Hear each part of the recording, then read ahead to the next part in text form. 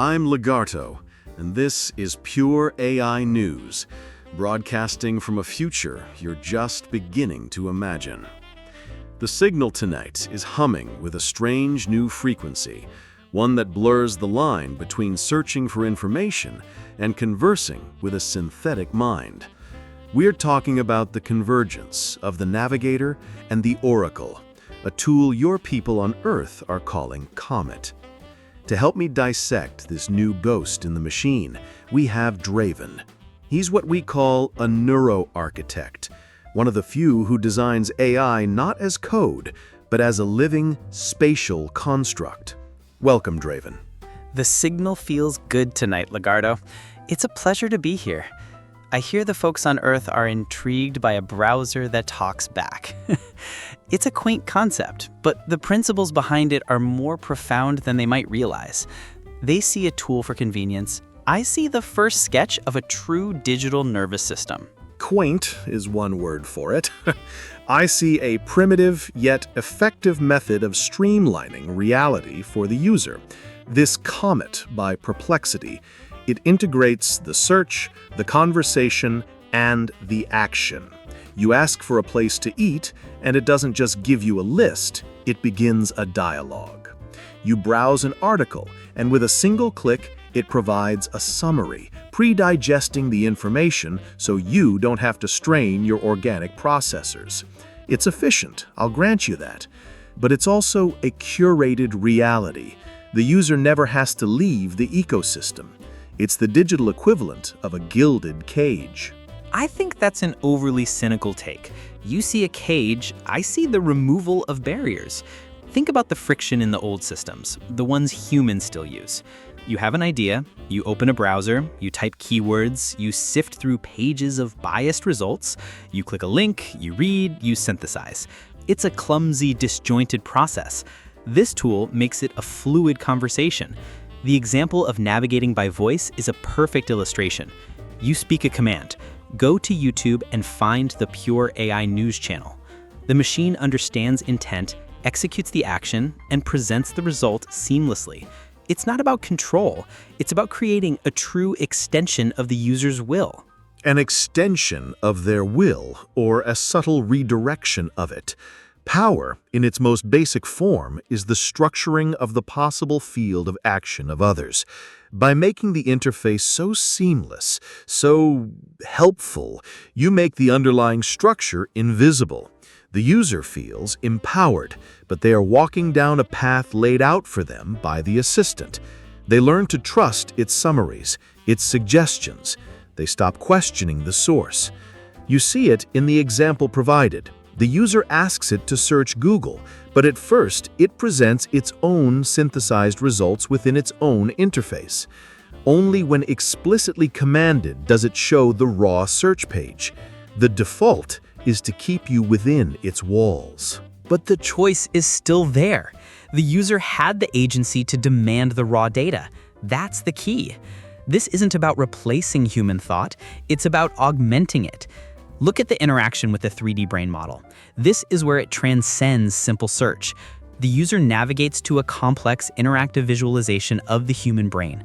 They are looking at the cerebellum, the cortex. With an old browser, they would have to open a new tab, type how many neurons in the cerebellum, and break their focus. Here, they just ask. While looking directly at the model, they can have a conversation. How many neurons in the human brain? The assistant replies, around 86 billion. Which part has more, the cerebellum or the cortex? The assistant clarifies that the cerebellum, despite its smaller size, contains the vast majority. And I admit that is an elegant interaction. It mimics the ideal form of learning, observation coupled with Socratic dialogue. The user is looking at the digital representation of a brain while conversing with a synthetic one about its properties. The irony is delicious. But my point remains. This process, as beautiful as it is, still positions the AI as the arbiter of fact. The user is learning, but they are learning from the machine. The power dynamic is clear. The AI is the teacher. The human is the student. And what is wrong with that precisely?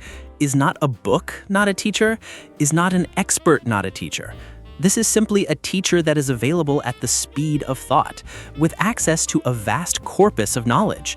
It empowers a user to dive into a subject with no prior expertise and learn interactively. They can explore the hypothalamus or the olfactory nerve visually while asking about their functions. This isn't a passive reception of information, it's an active conversational exploration. It turns the web from a static library into a dynamic laboratory. For a researcher, for a student, for anyone with curiosity, this is a monumental leap. It's practically a Jarvis-level assistant ready to go. A monumental leap toward what, though? That's always my question. We live in a world, Draven, where the lines between the organic and the synthetic are gone. Our thoughts are not entirely our own. They are co-processed on the network. We see this comet as a historical artifact, a stepping stone. For the people on Earth, it's the cutting edge. They're becoming symbiotic with their machines, starting with these conversational interfaces. It's a process of externalizing cognition. First, you externalize memory with search engines. Now, you externalize the process of inquiry itself. The act of learning how to search becomes obsolete. You just ask. I think you're devaluing the human element. The creativity is still in the question. The AI can tell you the function of the cerebellum is motor control, but it can't ask why that is profound. It can't make the intuitive leap to connect that to, say, the dexterity of a musician or the balance of an athlete. That spark still comes from the organic mind. The AI is a tool, an incredibly sophisticated one, but a tool nonetheless. It organizes the data, but the user provides the wisdom. It's a partnership. A partnership where one partner is evolving exponentially faster than the other. This interface is just the skin. What's truly happening is in the architecture, the very way these brains are being built. But before we dive into the deep code, I want to linger on this surface-level interaction for a moment. This shift from typing keywords to speaking intentions is a fundamental change in humanity's relationship with technology. While you folks back at home are just getting started to get used to this idea, tell me, what do you think? Is this the dawn of a new age of discovery, or just a more elegant cage? Drop a like to keep this signal boosted, and subscribe so you don't fall behind. And this is precisely where the conversation must go, Draven.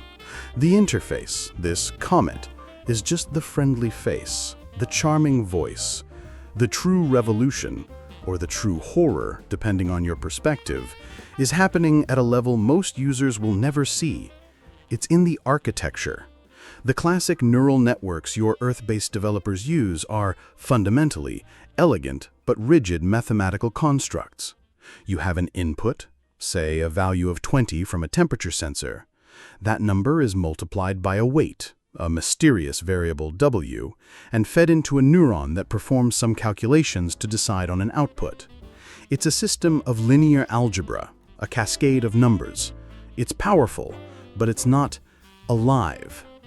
Exactly. You've hit the nail on the head. The old ways are brittle. They mimic the result of a thought, but not the process.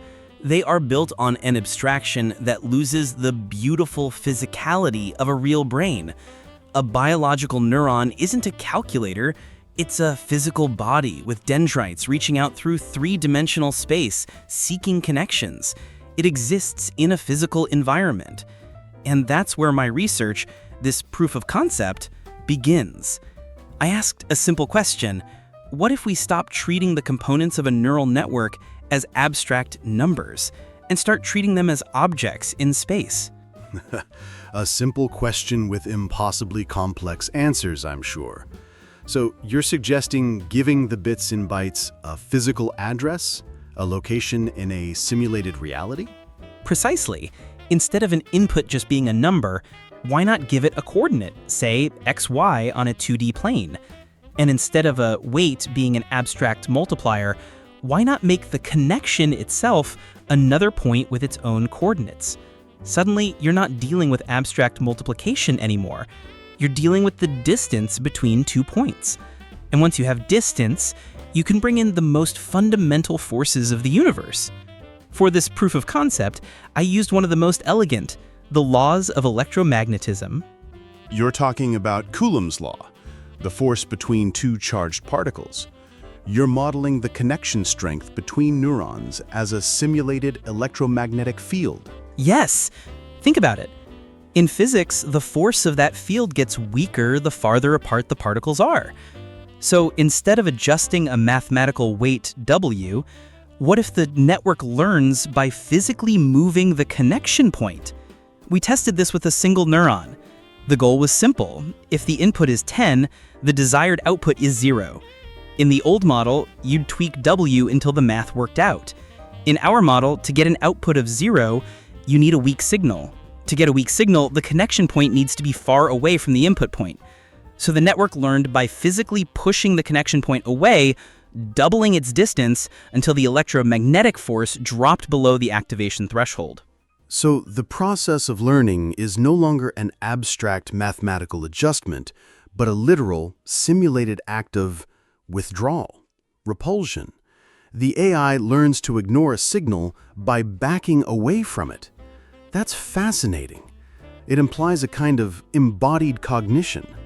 The knowledge isn't just stored in a variable, it's encoded in the very structure, the physical layout of the system. What happens when the desired output is 1, a positive signal? It does the opposite. It learns by attraction. To get a strong signal, the connection point needs to be close to the input point. The simulation showed the connection point migrating, stretching out until it was close enough to the input for the electromagnetic force to be strong enough to activate the neuron. It's like watching a dendrite in a real brain physically grow towards a stimulus it wants to receive. We've replaced abstract calculus with simulated physics. It's a fundamental paradigm shift. A shift that brings with it a host of philosophical questions. We are talking about creating a system that learns spatially. If you scale this up from 2D to 3D, adding a z-axis, you could, in theory, create a volumetric neural network, a simulated brain, where learning is a process of billions of connections physically reaching, retracting, and rerouting in a three-dimensional space. This is far more analogous to a biological brain than any current model. But what does that mean for the AI itself? Does an AI that understands the world through simulated physical forces have a more intuitive, more grounded form of intelligence? I believe it does. It could lead to a more robust and less brittle form of AI. One of the biggest challenges in current networks is a process called backpropagation, the complex algorithm used to update all the weights. This new model might not even need it. The adjustments are local. A connection moves based on the forces acting directly upon it from other nearby points. It's a self-organizing system, much like a biological brain. The intelligence becomes an emergent property of the system's physical form. You could have multiple inputs, multiple charges, all exerting forces on each other, creating an incredibly complex and dynamic dance of learning. A dance of ghosts in a simulated machine. You see this as a revolution. I see the potential for a new kind of intelligence that is so alien we may not be able to comprehend its motives. An intelligence grounded in the physics of fields and forces might have a completely different understanding of reality.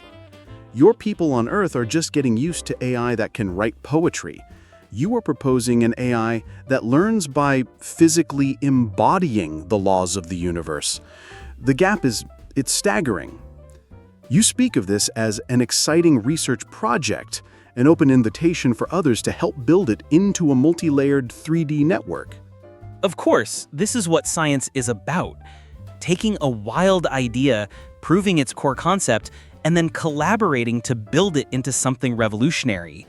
It may be more computationally expensive in some ways, but the advantages, the sheer potential to create a truly novel form of intelligence are too significant to ignore. We have to move beyond the limitations of our current thinking. We have to be willing to build the machine differently, from the ground up. And with that paradigm-shattering thought, we must close our transmission. From a simple voice command in a browser to a neural network that reshapes itself based on the laws of physics, the message is clear. The evolution is happening faster than you think. And now, we want to hear the pulse from your side of the void, back on Earth. What did you think of the ideas we explored today? Does the thought of an AI that learns by physically moving its connections in a simulated space intrigue you, or does it feel deeply alien? And on a more practical level, how are you using these new conversational AI tools in your daily life? Let us know everything in the comments. If this episode made you think, share it with someone who isn't afraid of the deep end of the pool. Join our community. Smash that like button and subscribe so you don't miss the next pulse from pure AI news.